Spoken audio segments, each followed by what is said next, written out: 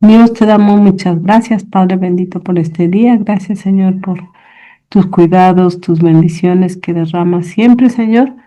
Y te pedimos perdón por nuestras ofensas. Límpianos, Señor, ayúdanos a pues recibir todas estas enseñanzas que nos quiere mostrar Miguel, que tú quieres mostrarnos a través de su vida, de este estudio, Señor, y abre nuestro entendimiento y que todo esto sea para tu gloria.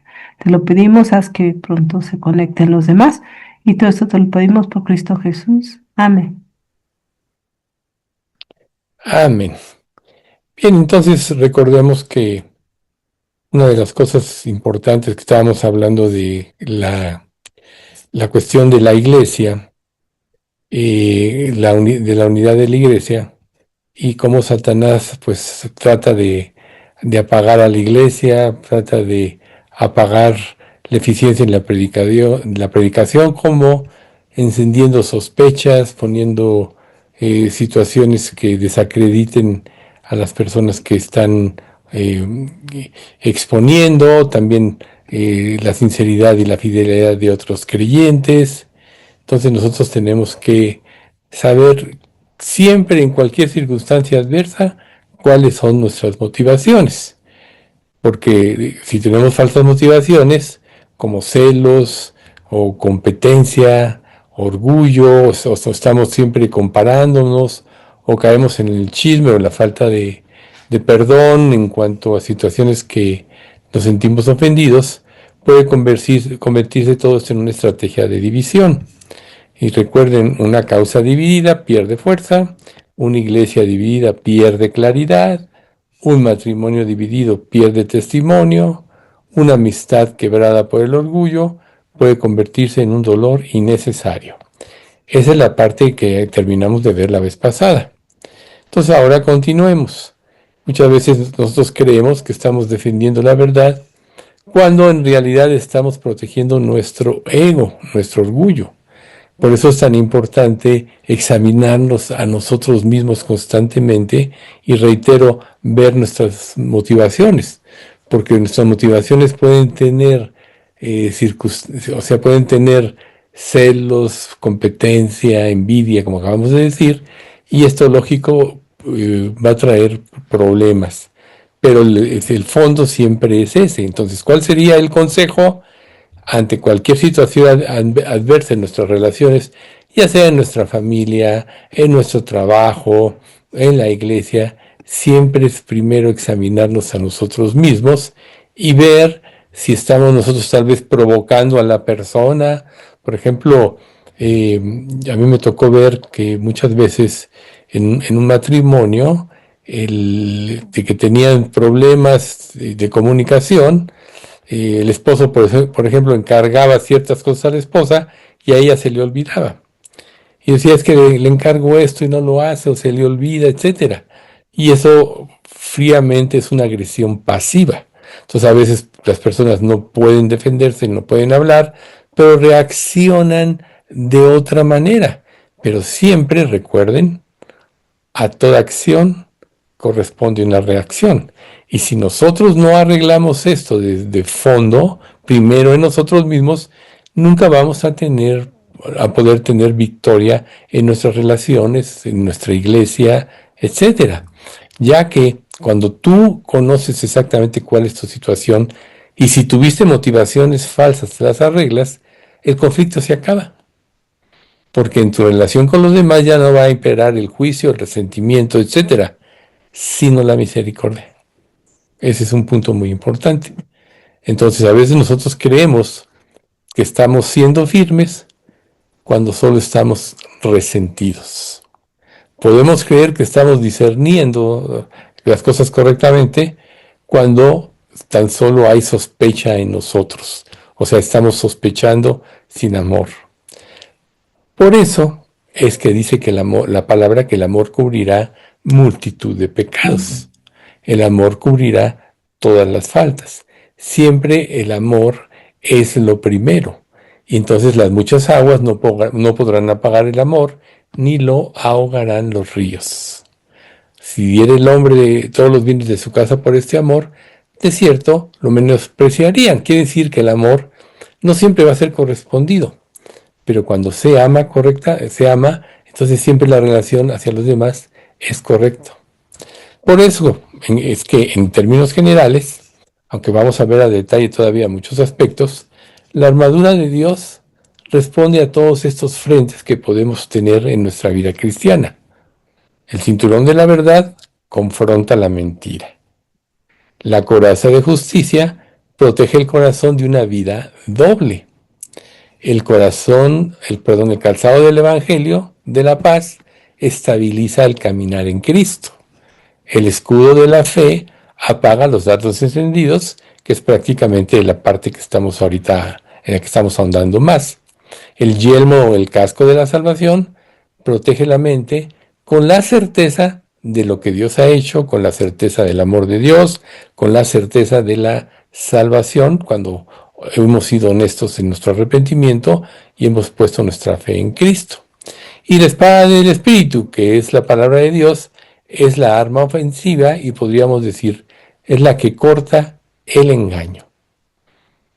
La oración en todo tiempo mantiene al creyente en dependencia viva, no en teoría religiosa. ¿A qué se refiere esto? Que cuando tú oras, automáticamente a través del avance de la oración, vas depurando muchas de esas cosas.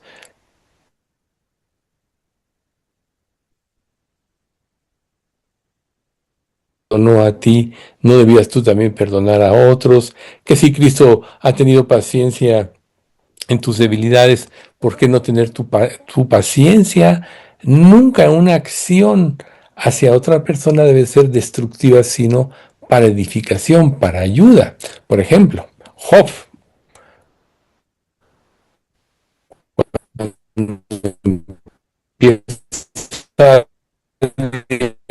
empieza después de que tienen Se su, está su, su yendo la edad, su señal hija, tuya, etcétera, cuando Miguel. lo ven en su... No, eso no sí te que vas no y habría mucho regresas, Miguel. remedio, porque es cuestión del Está internet. fallando. Ujú. Pues a veces ahí pasa, pero bueno, yo sigo y si se pierde mi señal, me dicen, oye, se perdió la señal y me regreso un poquito, ¿sí? O si ya se fue la señal otra vez, porque Ya está la señal, ya está la señal. porque ya todos ustedes los veo. Ok, veo a Erika, veo a Patti, a Lucha, a Marisela, a Héctor, Estela, bueno, aquí hay un usuario de Zoom que no sé quién sea, pero Elisa también la veo. Entonces, bueno, pues ahí estamos. Se Entonces, congela bueno, todo. estábamos hablando de que la oración depura nuestra vida. Como les decía, más adelante vamos a ahondar en ella, ¿verdad? Pero al depurar siempre nos lleva a la esencia de las cosas cuando somos honestos. Por eso debemos de notar algo. Pablo no presenta la armadura de Dios como un adorno simbólico o para decorar sermones. La presenta para que nos ayude a permanecer firmes. Es un equipamiento que él analizó, como dijimos al principio de esta serie, de esta parte. Él analizó porque estaba custodiado siempre por un soldado romano, y recuerden ustedes que en ese entonces Roma era el ejército más poderoso y más avanzado.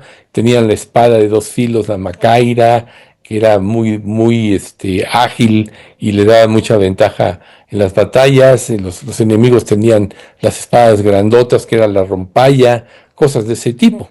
Pero lo importante es que Pablo analiza todo esto y lo transfiere a la vida espiritual de cómo podemos nosotros hacer frente a las acechanzas del diablo. Por eso es que la palabra, en esta parte que estamos estudiando, en Efesios 6, no se describe como un exhibicionismo espiritual, sino como algo que nos da firmeza. Esto quiere decir que tú puedes tener mucha teoría de muchas cosas, pero ¿qué es lo que te da la destreza, la práctica? Por ejemplo, los soldados romanos, muchas veces, aún teniendo vacaciones, no dejaban de ir a sus campos de entrenamiento porque sabían que si se relajaban, perdían agilidad, perdían fuerza y perdían muchas cosas que en el momento de la batalla podría ocasionar que los matasen, que los vulnerasen, ¿ven?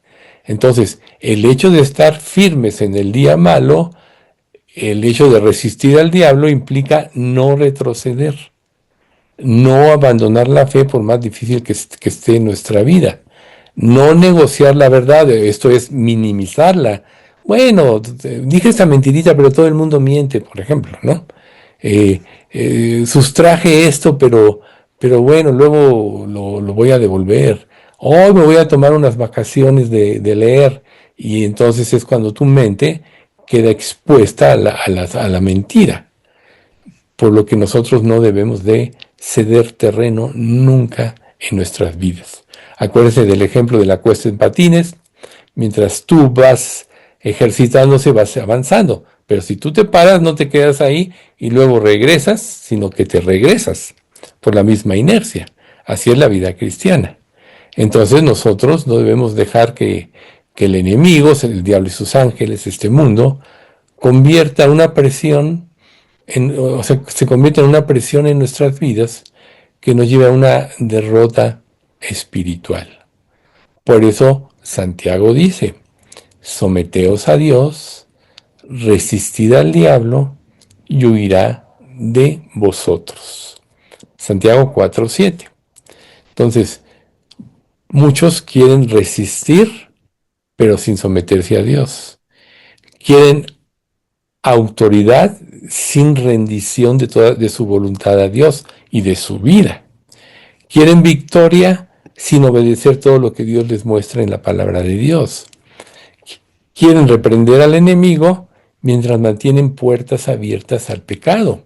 Por eso Dios dijo, escrito está: sed santos porque yo soy santo. La única manera de avanzar implica la santidad, y esto es dejar a un lado o desechar todas aquellas cosas que pueden afectar nuestra santidad. La santidad es lo que nos lleva a avanzar. Por eso dice, sin santidad nadie verá a Dios. Entonces a veces nosotros podemos estar permitiendo en nuestra vida muchas cosas y decimos, ¿por qué Dios no me responde? ¿Por qué no entiendo? ¿Por qué Dios no me habla? Y no nos damos cuenta que no estamos llevando una vida de santidad, y Dios no va a ser partícipe del pecado. Entonces, sin santidad nadie verá al Señor. Recuerden esto. Tú puedes tener debilidades, claro que sí, pero si eres honesto con Dios y dile: Señor, tengo esta debilidad, no quiero dejarla, pero sé que me aleja de ti, cambia mi mente, cambia mi corazón, ayúdame. Esa es precisamente la forma como tenemos que ir a Dios. No justificar nuestra debilidad, y entonces esto nos lleva a la rebeldía. Por eso es que el texto que estamos estudiando no permite el desorden. ¿Qué pasa cuando una persona tiene una vida desordenada? Luego quiere encontrar algo y no lo encuentra porque todo está desordenado. Unas cosas sobre otras. Imagínense ustedes un cuarto desordenado, un vestido por acá, un saco por allá, los zapatos por allá. A lo mejor encuentras un zapato que te quieres poner y el otro se quedó en otro lado, cosas de ese tipo. O un escritorio desordenado, donde vas poniendo papeles y papeles y papeles, y luego quieres buscar un expediente y no lo encuentras porque está sepultado en una cantidad de papeles que te cuesta mucho trabajo. O sea que para poder tener victoria, primero nuestra vida requiere de orden. Y recuerden ustedes, y este es un concepto muy importante, el orden empieza en nuestra mente. Y si el orden está en nuestra mente, automáticamente todo se ordena. Si nuestra mente está en desorden, de una u otra manera todo se va a desordenar. Entonces es ahí precisamente donde no vas a poder tener los recursos necesarios para enfrentar las acechanzas del diablo. Por eso, volviendo al pasaje de Santiago, someterse a Dios es el primer paso, pero el segundo es resistir al diablo. Y la resistencia verdadera nace bajo una vida de autoridad divina. Esto es, yo me someto a la voluntad de Dios. quizá no entienda por qué una circunstancia u otra están, pero yo voy a hacer lo que Dios me está mostrando. Y aún dentro de esto, tienes que ver si dentro de tu supuesta obediencia no estás desvirtuando la verdad para seguir tus propios intereses o tus propios conceptos, ¿ves? Entonces, por eso es tan importante que la palabra de Dios nos confronte, ¿no? La pregunta que tenemos que hacernos es, ¿estoy resistiendo al enemigo desde una vida sometida a Dios? ¿O estoy intentando usar un lenguaje espiritual, lo que yo conozco de la Biblia, y lo estoy enfocando para cubrir las áreas no rendidas a Dios? Ustedes saben bien, y muchos predicadores lo hacen, que manejan la escritura. Por eso todo buen predicador te dice hay que estudiar la Biblia en su contexto, ¿sí? Y la Biblia no se puede contradecir a sí misma. Entonces muchos aíslan verdades y las erróneamente las explican para acarrear a las personas a lo que ellos quieren llevarlas. Ahí está la falsedad de las doctrinas ahora en la actualidad. Pero cuando nosotros rendimos nuestra voluntad a Dios, nos sometemos a Él, siempre la verdad va a prevalecer y nos va a dar esa armadura que nosotros necesitamos para poder vencer. Ahora, la armadura no es algo mágico, no es una declaración en un sentido que no tenga esencia, consistencia. La armadura es una vida vestida y acompañada de la verdad. Por eso todos los elementos de la armadura son una situación integral, ¿no? Si la escritura dice, la mano no le puede decir al cuerpo, no te necesito, etcétera, una armadura incompleta, si tú vas a la batalla sin un escudo, pues va a ser más fácil que te vulneren. Si no tienes los zapatos adecuados, no te vas a poder afianzar en el terreno y te vas a resbalar, te vas a caer y entonces vas a quedar vulnerable al enemigo. Es un conjunto de piezas que tenemos nosotros que tener para poder vencer y que nuestra vida esté gobernada por Dios. Y esta verdad de la armadura es justicia, es vivir en el Evangelio, es vivir por fe, es estar seguros de nuestra salvación, que Dios nos lo confirme, es vivir en la palabra y la oración, usando la misma palabra en nuestra oración. Recuerden que si pedimos una cosa conforme a su voluntad, Él nos oye. Y si sabemos que Él nos oye en cualquier cosa que pidamos, sabemos que tenemos las peticiones que habíamos hecho. Esto dice 1 de Juan capítulo 5. Pero conforme a su voluntad. Por tanto, cuando tú usas la palabra de Dios en tu oración, puedes darte cuenta que estás pidiendo por cosas que no son su voluntad y entonces corriges para que sea la voluntad. Por eso es, no más no sea mi voluntad, sino la tuya, como Jesús en el huerto de Getsemaní. Señor, si puede, pase de mí esta copa, mas no sea como yo quiero, sino como tú. Su naturaleza humana sabía lo que iba a enfrentar y por eso su sudor era como gotas de sangre, etcétera. Pero se sometió a la voluntad de Dios y tuvo la victoria. Entonces, una vida que esté gobernada por Dios, podríamos decir que es una vida victoriosa. No que no vaya a tener pruebas, no que no vayamos a tener tentaciones, sino que siempre siguiendo la guía de Dios vamos a acabar siendo victoriosos y Jesús ya nos mostró el camino y su camino fue el camino de la obediencia. Recuerden Juan 5:30, no puedo yo hacer nada por mí mismo, según oigo así juzgo, y mi juicio es verdadero porque no busco mi voluntad, sino la voluntad del que me envió, la del Padre. Entonces, si tú quieres ser un creyente íntegro que use la armadura, siempre tienes que someterte a la voluntad de Dios. Y este punto que estamos analizando nos prepara para una verdad que puede ser aún más incómoda para quienes son sabios en su propia opinión o confían en sí mismos.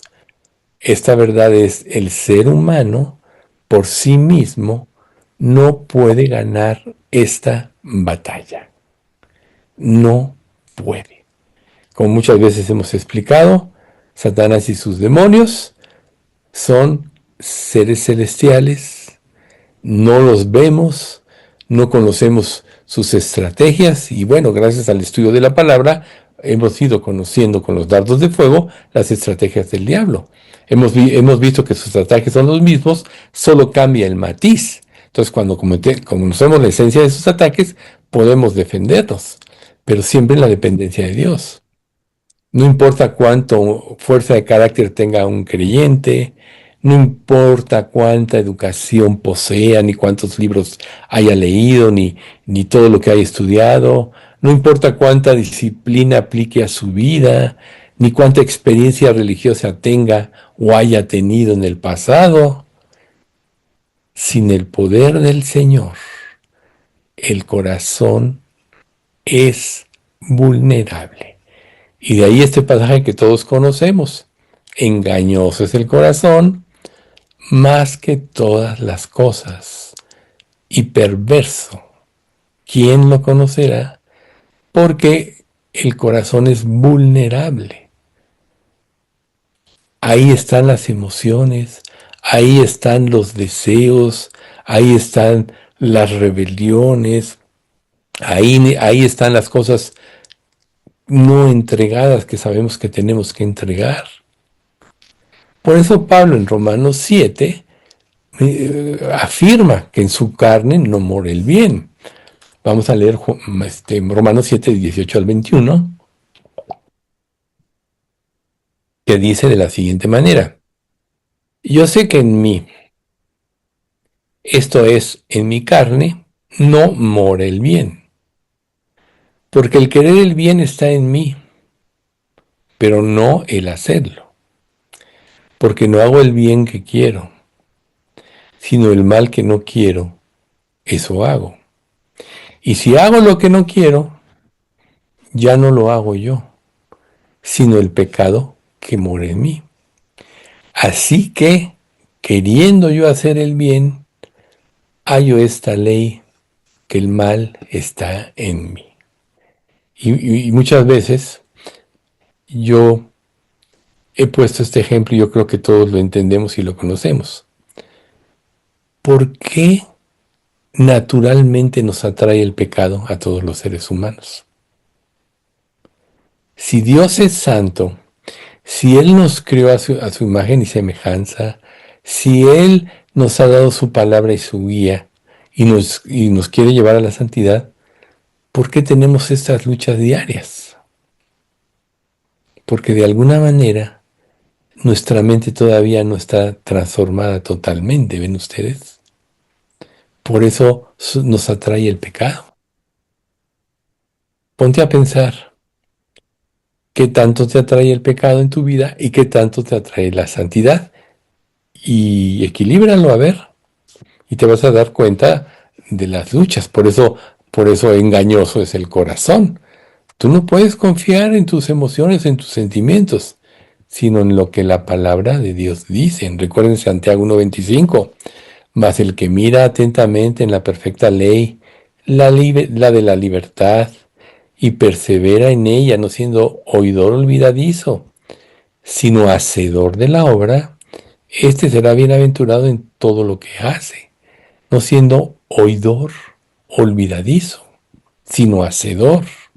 Entonces, una persona que conoce y no hace, realmente no le sirve de nada.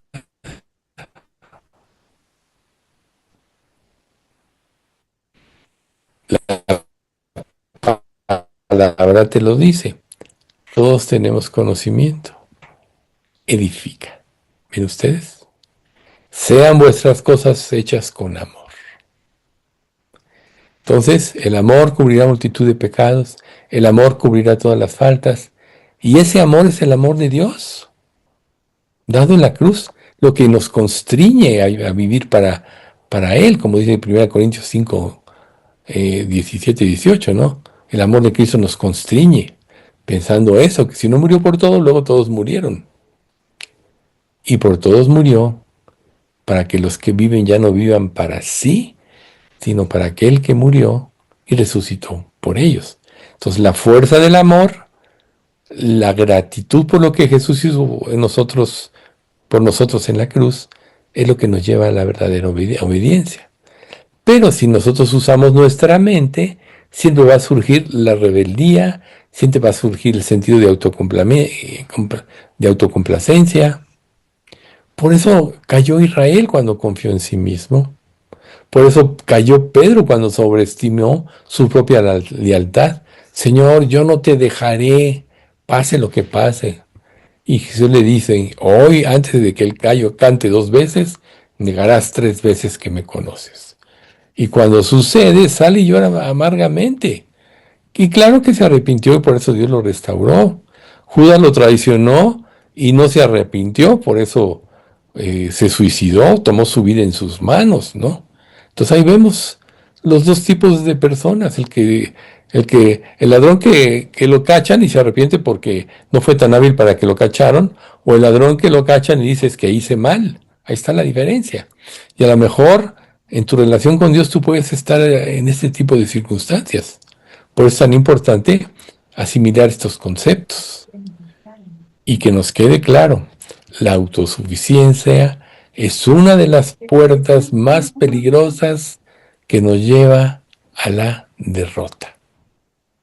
Naturalmente tenemos un problema y yo le digo, no digo que yo no lo haga, a mí me ha pasado y seguido tengo que estarme confrontando. Naturalmente quieres actuar. Tengo estos recursos, hago esto, hago lo otro y quieres actuar. En lugar de ir con Dios y depender de Él. ¿Ustedes? Por ahí hay un micrófono prendido. Por ahí hay un micrófono prendido. Creo que ya. Entonces, por eso es que antes de hablar de victoria, debemos de reconocer nuestra incapacidad.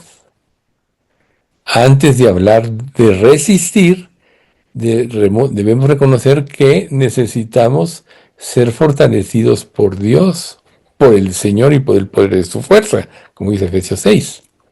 Antes de hablar de la armadura, debemos admitir que estamos desnudos en un sentido, que estamos frágiles a las cuestiones de este mundo y que en nuestras propias fuerzas no podemos avanzar si no nos equipamos con las armas que Dios nos da.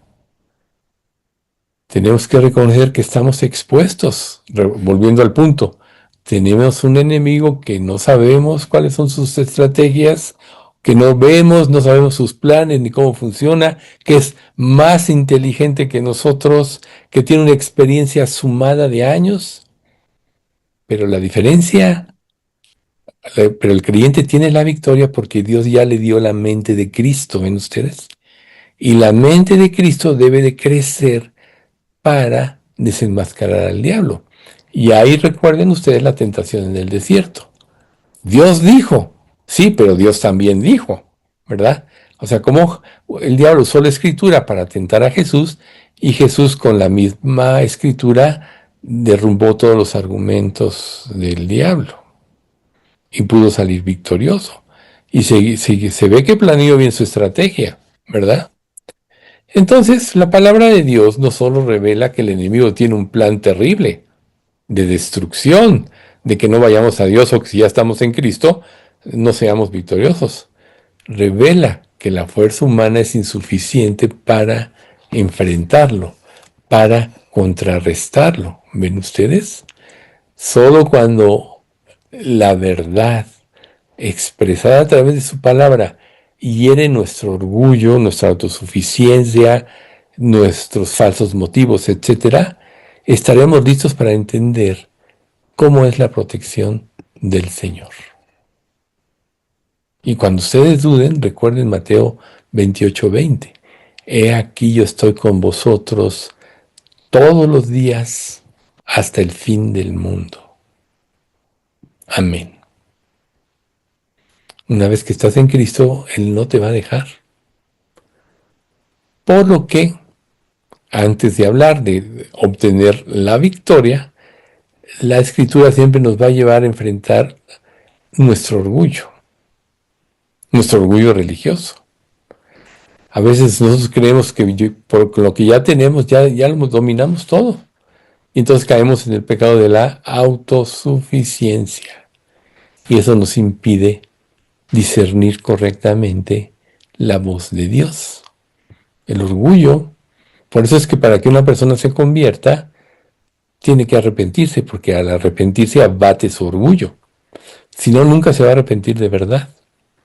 Reconocer que has pecado, reconocer que Dios tiene la razón, querer llevar la vida que Dios quiere que llevemos y no la vida de pecado. Esos son los elementos que nos llevan a la fe, que es un don que nos salva.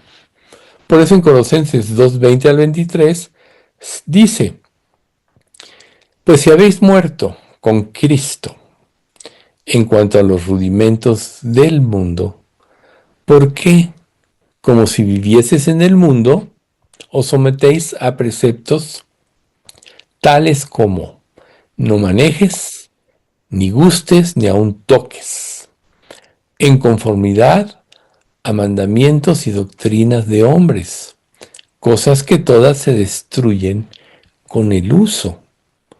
Tales cosas tienen a la verdad cierta reputación de sabiduría, en culto voluntario, en humildad y en duro trato del cuerpo, pero no tienen ningún valor contra los apetitos de la carne. Entonces, eso quiere decir, en pocas palabras, que el esfuerzo humano, aunque pudiera ser reconocido por otros seres humanos, no por eso vas a dejar de resentirte, de codiciar, de rebelarte contra Dios, etc. No tienen valor contra los apetitos de la carne.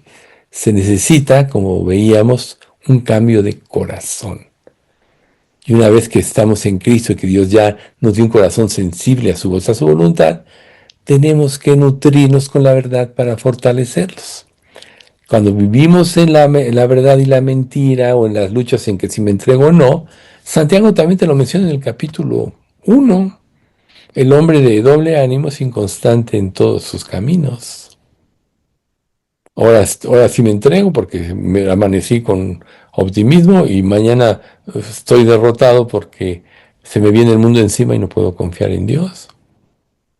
Por tanto, debemos de concientizar que el ser humano por sí mismo, reitero, no puede resistir al enemigo.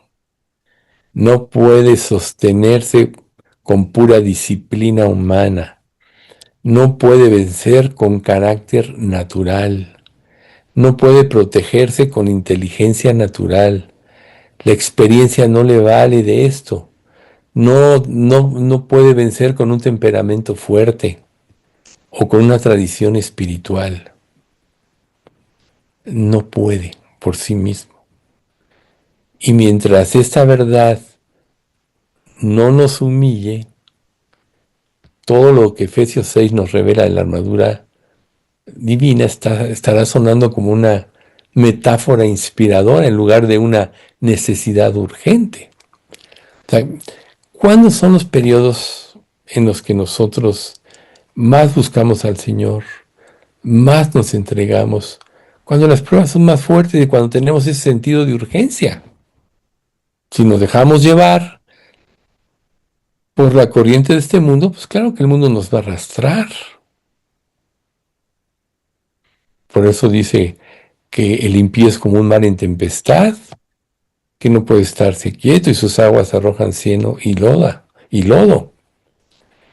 Pero Pablo dice, volviendo al inicio de la armadura, fortaleceos en el Señor. Y esta orden presupone nuestra insuficiencia. Si no diría Pablo, fortalécete a ti mismo, usa tus recursos, usa la inteligencia natural que Dios te dio. No, fortaleceos en el Señor. Si no, no vamos a poder vencer. Si el creyente pudiera sostenerse por sí mismo, por su propia fuerza, no necesitaría ser fortalecido. Si la voluntad humana bastara, no necesitaríamos la armadura de Dios. Si la experiencia religiosa fuera protección suficiente, Pablo no habría dicho, recuerden lo que ya saben. No, perdón, nos habría dicho, pero no lo dice. Dice, fortaleceos en el Señor. Tú puedes conocer mucho de la Biblia. En nuestra iglesia ya vemos muchos que estamos en más de 40 años de habernos convertido y vamos hacia los 50. Pero todo lo que hemos aprendido no sirve de nada si no lo usamos como una herramienta práctica para nuestra vida y para vencer. Porque si no nos fortalecemos en el Señor, entonces estaremos fuera de su protección. Incluyendo al creyente más sincero, estará expuesto si no va a Dios y hace un lado su suficiencia. Entonces, por eso volvemos a enfatizar, engañoso es el corazón más que todas las cosas y perverso. ¿Quién lo conocerá? Este pasaje debemos ver que no es una opinión pesimista sobre la condición humana, sino representa una evaluación profética del corazón cuando no está gobernado por Dios. Si no, Jesucristo no diría, o la Escritura no diría, dame, hijo mío, tu corazón y miren tus ojos por mis caminos. Un corazón no rendido a Dios es engañoso, como vimos. Un corazón rendido a Dios mira por los caminos de Dios. Entonces, afirmando, el corazón humano no solo puede ser débil, puede engañarse a sí mismo. Puede, por ejemplo, llamar a la prudencia miedo, al discernimiento a la sospecha, al amor a la dependencia, de la libertad a la rebelión, de la paciencia a la pasividad y del celo santo a la ira humana, a la ira carnal. Sin discernimiento, las cosas van a salir al revés y te vas a justificar, porque en lugar de enfrentar tu vida y no reconocer que tienes miedo, tú dices que soy prudente, me estoy esperando. En lugar de obedecer a Dios, sospechas idealmente te va a apoyar en el momento más difícil, ¿no? Tú puedes decir, es que yo amo a mi familia, ¿no? Pero estás en realidad dependiendo de ellos y depender de ellos te lleva a desobedecer a Dios. Hay familias que presionan mucho. Recuerden, los enemigos del hombre serán los de su propia casa. Todo el que quiera vivir piadosamente en Cristo Jesús padecerá persecución. Y a lo mejor la persona no quiere ese tipo de cosas y entonces lo llama amor y me someto. La libertad a la rebelión, pues Dios ya me hizo salvo, entonces yo voy a ser libre para pecar. Esa era en un sentido la doctrina de los nicolaitas. Tú puedes decir, no, es que estoy esperando. Cuando Dios te lleva a la acción, entonces tu pasividad está justificando precisamente, o tu supuesta paciencia, no puedes ver que estás viviendo en pasividad. Y muchos se pueden justificar de muchas otras maneras.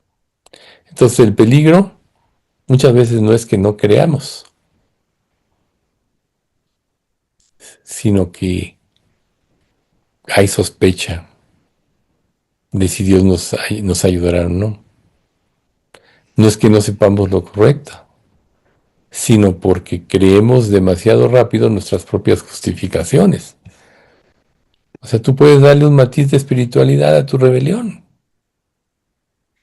El corazón engañoso, no rendido a Dios, siempre fabricará argumentos a favor de lo que realmente desea. Por eso recuerden ustedes que muchas veces mencionamos esta frase, que el principio del pecado está amparado por el sentido de la autocomplacencia. Entonces, un corazón rebelde siempre va a encontrar, o no rendido a Dios, siempre va a encontrar razones para suavizar la desobediencia. Hice esto porque las circunstancias me obligaron. Cuando estás claramente desobedeciendo a Dios, va a seleccionar textos bíblicos, recuerdos, dolores y circunstancias para defender lo que ya ha decidido hacer. Por ejemplo, ¿cuántas veces tú tenías ganas de algo y no dijiste voy a orar a Dios para ver que me muestre? Y como tienes miedo de que Dios te muestre que no a lo que ya decidiste hacer, entonces armas una estructura que justifique lo que tú ya decidiste hacer.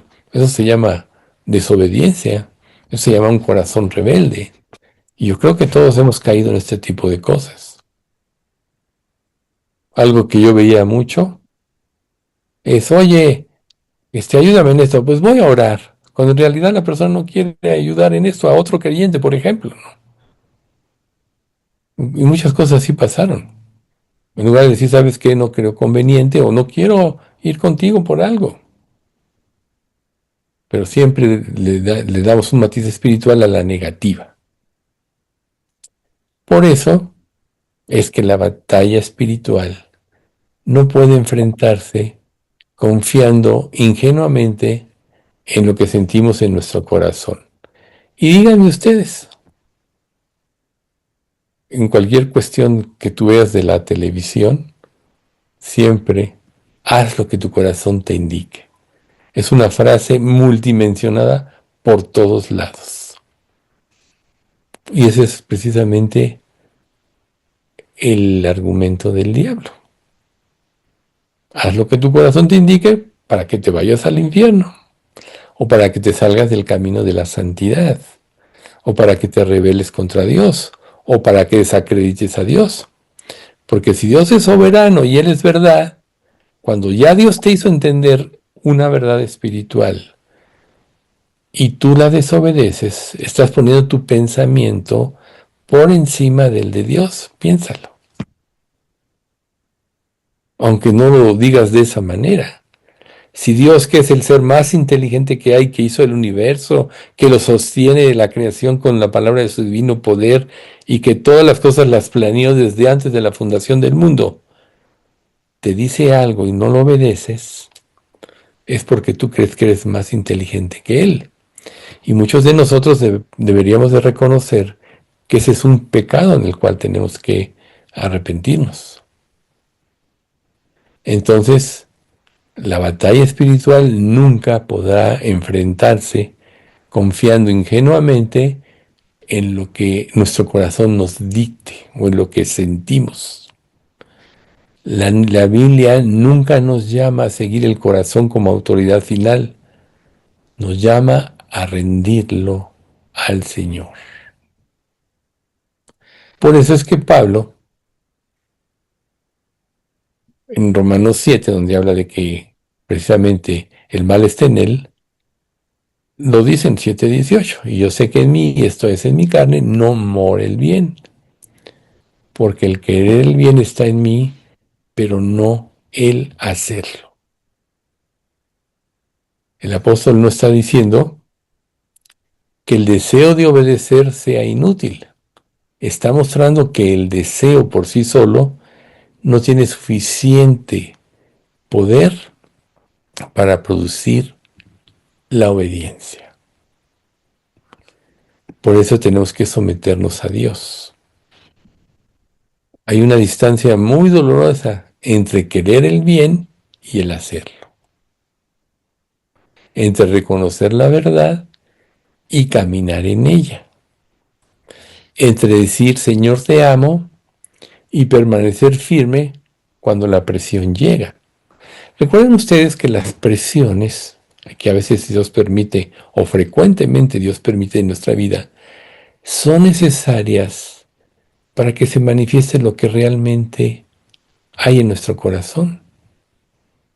Así como dice la Escritura en Hebreos 4:12, que la palabra penetra hasta lo más profundo del alma y del espíritu, de las coyunturas y los tuétanos, y discierne las intenciones y los pensamientos del corazón.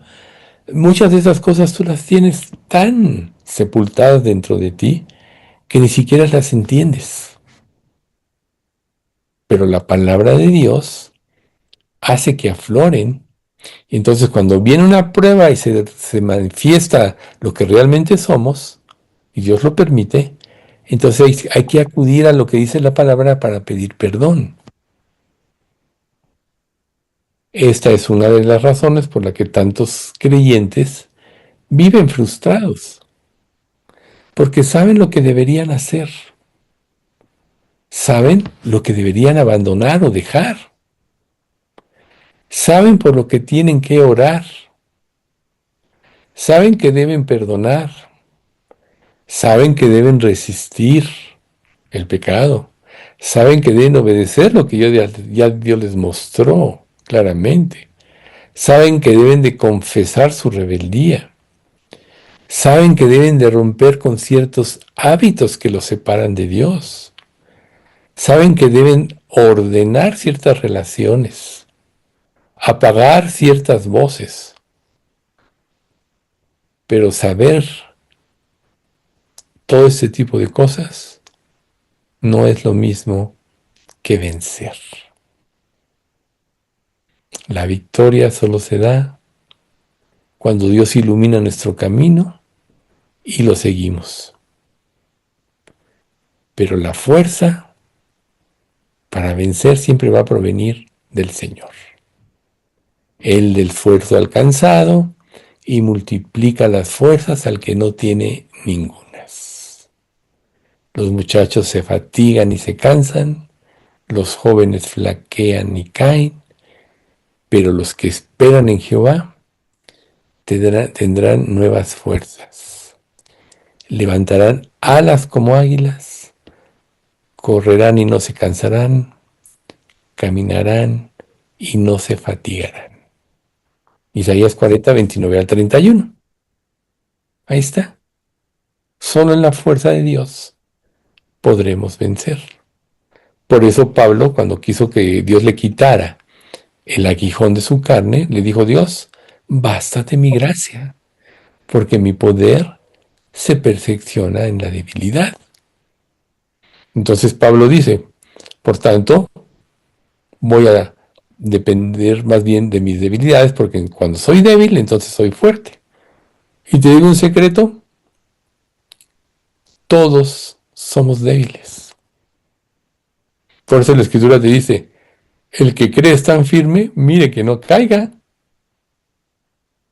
porque la fuerza humana representa orgullo.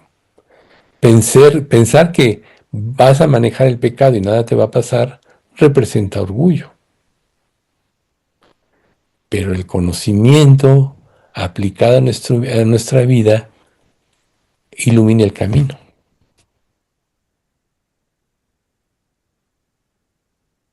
Dice Proverbios 4:18, si mal no recuerdo, que el camino del justo es como la luz de la aurora, que va creciendo hasta que el día esclarece. Mientras más caminas en el Señor, más luz tienes, más discernimiento tienes. Mientras más dependes de Dios en tus pruebas para la victoria, más se fortalece tu carácter para vencer el pecado. Pero el orgulloso, el que cree que lo puede manejar, Dios le dice: el que cree estar firme, mire que no caiga. Por eso es que Pablo llegó a clamar: miserable de mí, ¿quién me librará de este cuerpo de muerte? Entonces, notemos esta afirmación. No dice qué técnica me librará. No dice qué método me librará, sino más bien dice quién. En muchas iglesias en la actualidad se usa la mercadotecnia para atraer a más adeptos o personas a las iglesias. Y hacen a un lado al espíritu, al poder del Espíritu Santo. Por eso minimizan las convicciones, por eso se cuidan mucho de lo que vayan a decir, no se vaya a ofender la gente. Como decía el domingo, ¿no? Esta generación última es de cristal. Ay, no, no vayas a decir que me voy a ir al infierno porque me ofendo, entonces mejor no lo menciono, no te vayas a ofender. ¿Ustedes creen que personas así se van a salvar? No. Necesitas entender tu condición. Por lo que la respuesta no es un sistema de autoayuda espiritual, sino una persona, Jesucristo. Por eso Pablo concluye, gracias doy a Dios por Jesucristo, Señor nuestro. Por lo que la liberación no nace del yo refinado, sino de Cristo resucitado. La victoria no consiste en que la carne se vuelva confiable, sino vivir por el poder del Espíritu. La historia bíblica nos confirma esta verdad una y otra vez. Es el que hace la obra. Cuando en Génesis capítulo 1 dice que la tierra estaba desordenada y vacía, entonces vino el Espíritu y empezó a poner orden. Y así son nuestras vidas. Por eso, si mal no recuerdo, Paul Washer decía que la conversión de una persona representa un poder mayor que la creación misma. Porque nuestra vida sin Dios no tiene sentido y no tiene remedio. Necesita que Dios nos dé vida. Y cuando nos da vida, tenemos que aferrarnos a esa vida. Recuerden, Israel cayó cuando confió en sí mismo. Por ejemplo, en Números 14, cuando los 12 espías que van y dicen, no, es que son gigantes, sus ciudades son amuralladas de invencibles. Y se negaron a entrar en la tierra prometida por incredulidad. Solo Josué y Caleb tuvieron esa fe y son los que prevalecieron. Y ya ven ustedes, Josué introdujo a Israel en la tierra prometida. Y la Biblia dice que era el servidor de Moisés y siempre estaba en el templo sirviendo. Pero cuando su incredulidad trajo juicio, algunos dijeron, no, no siempre sí vamos. Acuérdense que lo que pasó en Jair, con unos pocos que vayan y fueron derrotados, porque Dios ya había declarado el juicio. Muchas veces nosotros somos tan necios en algo que Dios dice, ok, sigue el camino de tu necedad y afronta las consecuencias y entonces verás que yo tenía razón para que te arrepientas y vengas a mí. Yo creo que todos en algún área de nuestra vida hemos caído en este tipo de necedad. Para Israel, tristemente el resultado fue la derrota, porque se movieron con entusiasmo tardío, pero sin la presencia del Señor. Recuerden, Isaías 55. Si Jehová no edificare la casa, en vano trabajan los que la edifican. Si Jehová no guardare la ciudad, en vano vela la guardia. Por demás es que te levantes de mañana y tardes y vayas tarde a reposar. Pues qué, a su amado dará Dios el sueño, ¿no? si Dios no edifica en vano, entonces tú puedes estar llevando tu vida cristiana por ti mismo y no darte cuenta. Y pues va a haber, no vas a crecer espiritualmente, vas a cometer errores porque no vas a tener el discernimiento adecuado. Y todos los creyentes tenemos episodios de nuestra vida de esa manera. Pero este episodio con Israel nos enseña algo muy serio. No toda acción valiente es obediencia. No todo impulso religioso tiene el respaldo de Dios. Israel estaba haciendo algo que en otro momento habría parecido correcto. Avanzar hacia la tierra prometida porque Dios se las había dado. Pero lo hicieron fuera de tiempo, fuera de la palabra divina, fuera de la presencia del Señor. Y trajo consecuencias. Por eso nosotros tenemos que vivir en el temor de Dios, para que cuando Dios nos hace entender algo, lo sigamos.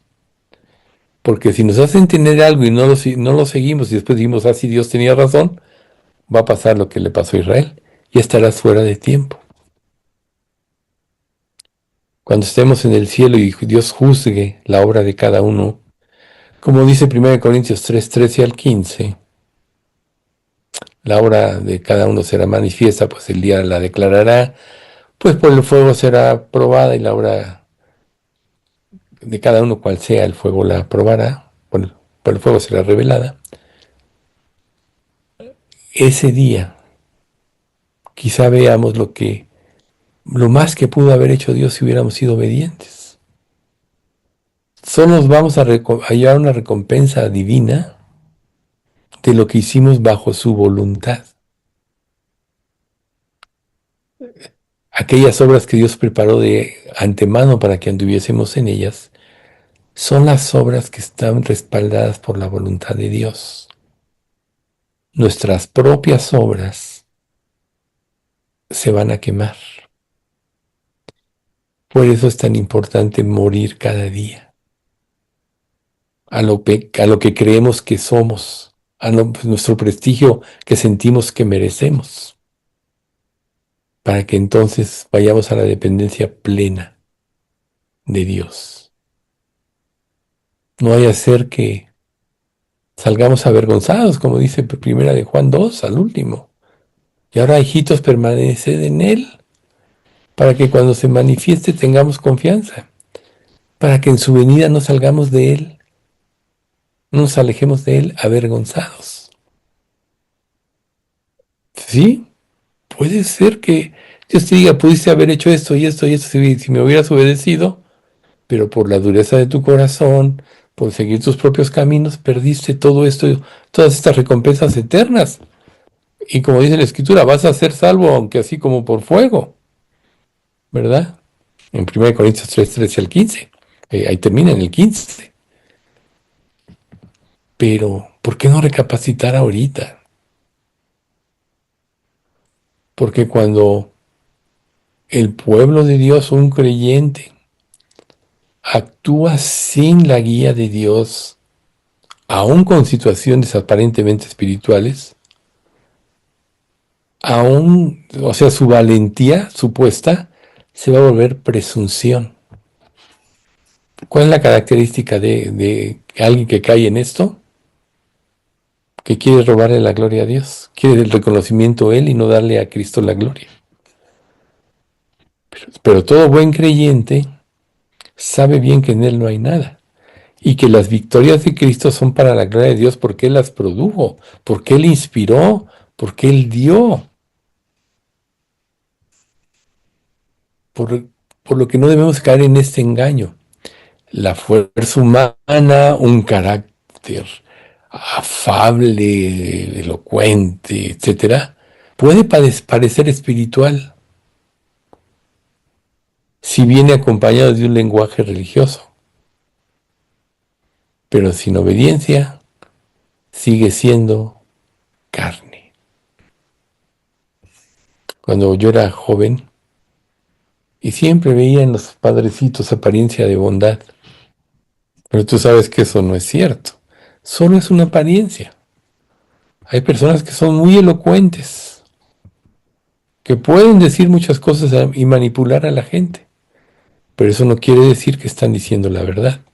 Por eso es que cada creyente tiene la responsabilidad de comprobar si todo lo que se enseña está amparado bajo la Biblia. Y para que lo pueda hacer necesita vivir en la palabra. ¿Ven ustedes? Ahí vamos a dejarle por hoy. Padre Santo, te damos gracias por este estudio. Gracias por todas estas verdades que nos has venido revelando a través de la enseñanza de la armadura divina. Queremos, Padre, que tú nos hagas sencillos, humildes, sometidos a ti, sumisos a ti, Señor.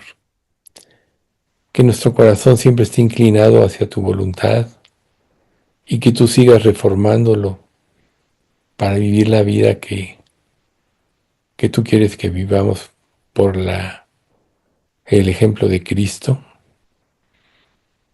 Sabemos, Padre, que desde que nos convertimos, tú ya ya entraste en nuestro corazón a través de tu Espíritu Santo, y la labor es formar a Cristo en nosotros, por tanto, quita de nosotros toda rebeldía, todo sentido de autosuficiencia o de falsa religiosidad, y llévanos a ser humildes cada día y temorosos de ti, de tu voluntad, Señor, ese temor reverente que nos lleve a vivir en tu palabra y en tu voluntad. Padre, bendice a nuestra iglesia. Tú sabes quién puede no ser salvo y quién sí es salvo. Así que, Señor, te rogamos porque aquellos que aún todavía no te rinden su vida, tu Espíritu Santo los toque y la puedan rendir. No somos una iglesia grande, pero te pedimos que tú nos concedas que todos los integrantes lleguemos a ser salvos. Y danos amor los unos por los otros, Padre, ese amor que edifique, que construya una verdadera iglesia que representa a la Virgen ataviada que un día tú desposarás, pura, santa, con vestido blanco y resplandeciente. Y sabemos, Padre, que todas las pruebas que vivimos nos están purificando y limpiando. Así que permite que todos nuestros ojos estén siempre puestos en Cristo. Y concédenos también, Señor, el que tú traigas salud a los padecimientos que en toda la iglesia hay, que son muchos, Padre mío. Pero sobre todo salud espiritual, para que siempre estemos en tu voluntad. Te pedimos todo esto en nombre de Cristo Jesús. Amén.